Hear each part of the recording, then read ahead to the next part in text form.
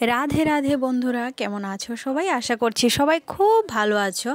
আমার চ্যানেলে আরেকটা নতুন ভিডিওতে তোমাদের অনেক বেশি ওয়েলকাম। আমি রুমা। চলো শুরু করি আজকের ভিডিওটা। সবাই দেখে বুঝতেই পারছো গৌরাঙ্গ মহাপ্রভু আছে এখানে, রাধাকৃষ্ণ আছে এখানে, মানে আমি কোথাও কীর্তনে গিয়েছি। এটা হলো সেই বিখ্যাত আমাদের বিশালগড়ের কীর্তন, যেখানে মানে কি বলবো, এই বছর তো এত বড় মহোৎসব হচ্ছে না, মানে কি বলবো। এবার এসেছিল আমাদের এখানে শ্রদ্ধেয় প্রদীপ পাল মহোদয়, ওনার কীর্তন, ওনার পাঠ মানে এত ভালো লেগেছে, বিশালগড়বাসীর মন কেড়ে নিয়েছে। শুধুমাত্র বিশালগড়বাসী উপস্থিত ছিল না বন্ধুরা, ওনার পাঠ শোনার জন্য লক্ষাধিক মানে মানুষের ভিড়, অনেক অনেক অনেক জায়গা থেকে কিন্তু আমাদের বিশালগড় এবার ফাটাফাটি কিন্তু পাঠ হয়েছে। যাই হোক, এরকম ধর্মের কথা শুনতে কার না ভালো লাগে। এখনকার দিনে দাঁড়িয়ে কিন্তু বাচ্চা থেকে বুড়ো সবার মুখেই কিন্তু রাধে রাধে হরে কৃষ্ণ এগুলো হচ্ছে, বা ভালোই লাগে। তো চলো তোমরাও একটু কীর্তনটা এনজয় করো, আশা করছি তোমাদেরও ভালো লাগবে।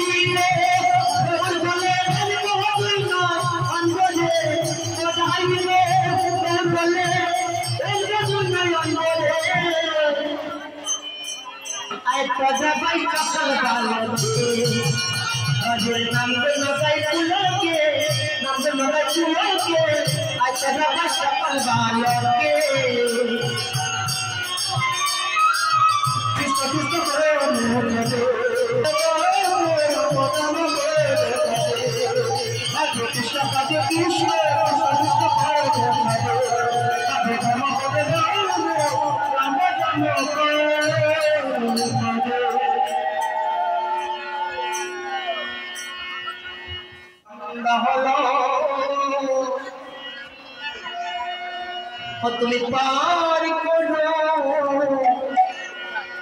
আমারে,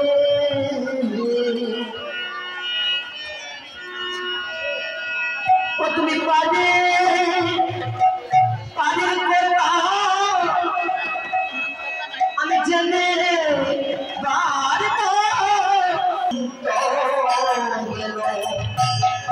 শান্তা হলো পানি করো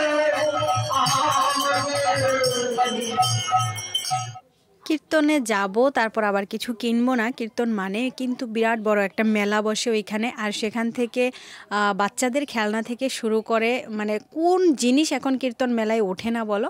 তো এখান থেকে নিয়ে নিলাম অংশের জন্য খেলনা। আর এইখানে দেখো আজকে জানো তো আর কিছুই কিনিনি, সব জায়গা থেকে নিজেকে কন্ট্রোল করে রাখতে হলো। এখন আর সে আগের মতো কোনো জিনিস দেখলে ঝাঁপিয়ে পড়ে কিনে নেওয়ার অভ্যাসটা চলেই গেছে, জানো তো। বিয়ের আগে এইসব দোকানের সামনে দাঁড়ানো মানেই কিন্তু কয়েকশো টাকা এখানে খরচ করা, যদিও এখন আর এগুলি করি না। অনেক অনেক নিজেকে সংযত করতে পেরেছি, সেটা ভেবে নিজেরও ভালো লাগে।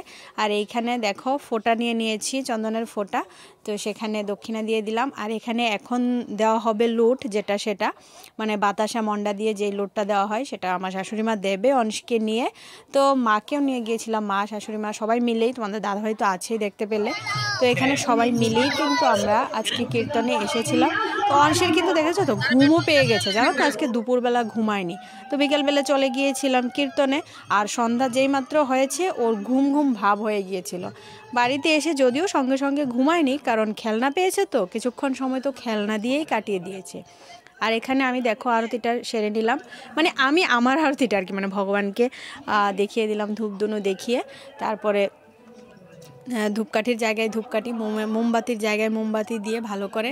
আর ঠাকুরের মানে জানো তো এত ভালো লেগেছিল, এত সুন্দর, রাধাকৃষ্ণ থেকে শুরু করে গৌরাঙ্গ মহাপ্রভুর মূর্তিগুলি এই বছর এত সুন্দর হয়েছে, মানে কি বলবো, খুব খুব খুব ভালো লেগেছে।